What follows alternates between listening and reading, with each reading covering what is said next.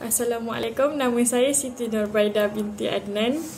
Tenaga yang boleh diperbarui dalam komuniti, tenaga yang boleh diperbarui daripada sumber semula jadi yang sentiasa diperbarui dan tidak akan habis dalam jangka masa yang panjang. Kepentingannya bagi menjamin pembangunan yang mampan, mengurangkan pencemaran alam sekitar dan menstabilkan bekalan tenaga masa depan. Menurut kajian tempatan Farah Fazida dan Ruhizan 2023, negara membangun seperti Malaysia menghadapi peningkatan permintaan tenaga. Keperluan tenaga yang tinggi menuntut penggunaan sumber yang lestari. Kelebihannya mengurangkan kebergantungan bahan api fosil, kurangkan pencemaran, tingkatkan keselamatan tenaga negara dan galakkan inovasi dan peluang pekerjaan. Potensi sumber tenaga yang boleh diperbarui, potensi yang pertama iaitu potensi tenaga suria di Malaysia bergantung kepada cahaya matahari yang berterusan dan tidak mencemarkan, mengurangkan kesan rumah hijau dan perubahan iklim. Yang kedua, impak kepada ekonomi dan pekerjaan. Permintaan RE iaitu Renewable Energy meningkat, peluang dalam sektor pembuatan, pemasangan penyelenggaraan dan R&D. Galakkan pertumbuhan ekonomi tempatan. Kerajaan menurut Fadilah Yusof, 40% penggunaan RE dalam campuran tenaga negara menjelang 2035. RE menjadi sumber tenaga utama menjelang 2040. Dan yang terakhir, cabaran pelaksanaan tenaga suria. Kos pemasangan awal yang tinggi, terutama yang berskala besar. Memerlukan ruang yang luas untuk ladang solar dan isu alam sekitar, pembuatan panel melibatkan bahan kimia berbahaya yang perlu dilupuskan dengan betul. Seterusnya ialah tenaga yang boleh diperbarui. Tenaga yang boleh diperbarui dihasilkan oleh sumber yang semula jadi seperti matahari, angin, ombak, biojisim dan geotermal. Tenaga ini mempunyai 4 bahagian iaitu penjanaan elektrik, pengangkutan, sistem pemanasan, penjanaan elektrik di kawasan terpencil. Kegunaan tenaga ini kepada komuniti ialah dalam bidang pertanian, perekonomian di dalam Malaysia. Tenaga ini juga lebih mesra dan tidak mencemarkan alam sekitar serta mengurangkan pelepasan gas rumah hijau.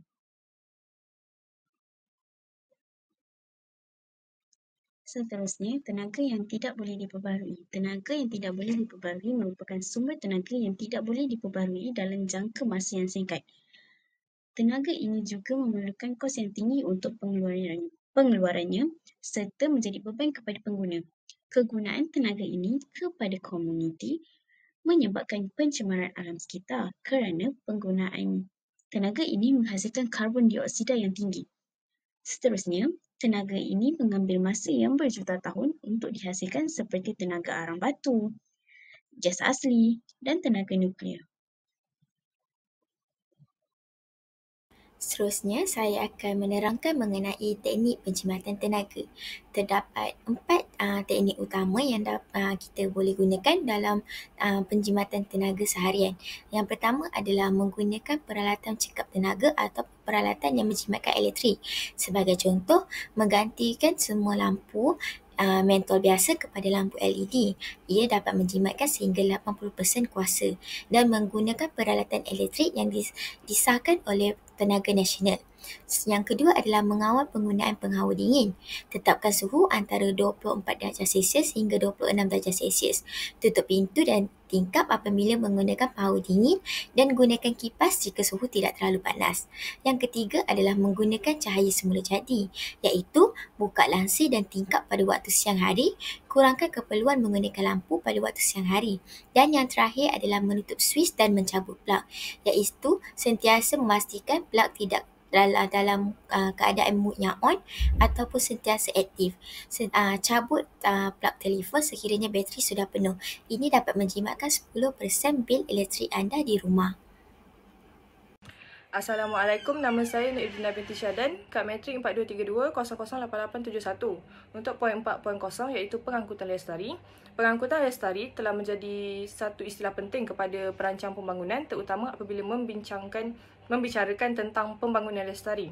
Jadi, untuk definisi pengangkutan lestari, University California menjelaskan pengangkutan lestari diistilahkan sebagai keupayaan penjanaan penggunaan pengangkutan yang menyokong ekosistem tanpa memberikan implikasi kepada generasi akan datang yang disebabkan oleh pengeluaran bahan cemar daripada asap kenderaan.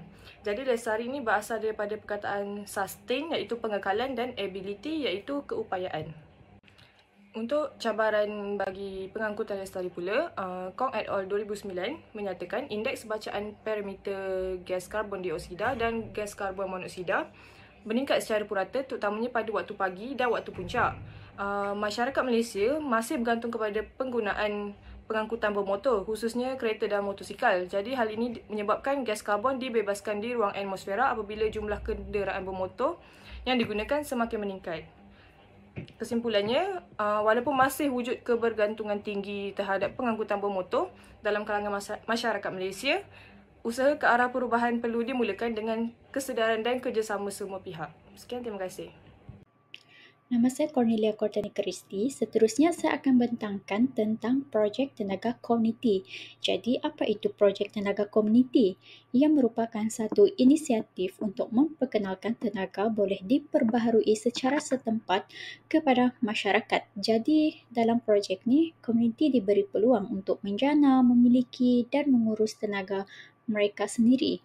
Sumber tenaga yang digunakan adalah tenaga boleh diperbaharui seperti solar, biogesim dan hidro kecil, iaitu yang lebih mesra alam dan mampan.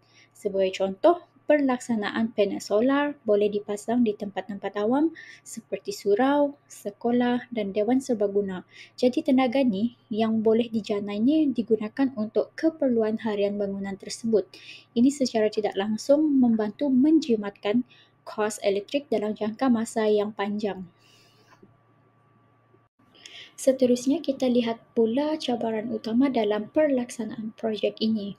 Antara cabaran yang dikenal pasti ialah kos permulaan yang tinggi, terutamanya untuk pemasangan panel solar dan sistem penyimpanan tenaga. Ini menjadi penghalang bagi sesetengah komuniti yang tidak mempunyai dana yang mencukupi. Selain itu, terdapat juga kekurangan kepakaran teknikal dalam kalangan komuniti untuk mengendalikan menyelenggara sistem tenaga yang boleh diperbaharui. Namun begitu, ada beberapa penyelesaian yang boleh dilaksanakan. Antaranya ialah melalui kerjasama antara agensi kerajaan, sektor swasta dan institusi pendidikan untuk menyediakan teknikal, sokongan kewangan dan pemindahan teknologi kepada komuniti yang terlibat. Akhir sekali, dari segi kepentingan projek ni, ia dapat menggalakkan gaya hidup yang lebih cekap tenaga dan mesra alam. Selain itu, apabila komuniti sendiri terlibat secara aktif dalam projek ni, ia akan mewujudkan rasa memiliki dan meningkatkan komitmen mereka untuk menjayakannya. Sebagai penutup, tenaga boleh diperbaharui merupakan pilihan terbaik dalam menangani krisis tenaga dan perubahan iklim kerana ia mesra alam dan berpotensi menggantikan tenaga konvensional. Kerjasama semua pihak termasuk kerajaan, institusi pendidikan, sektor swasta dan masyarakat amat penting untuk memperluaskan penggunaan tenaga ini.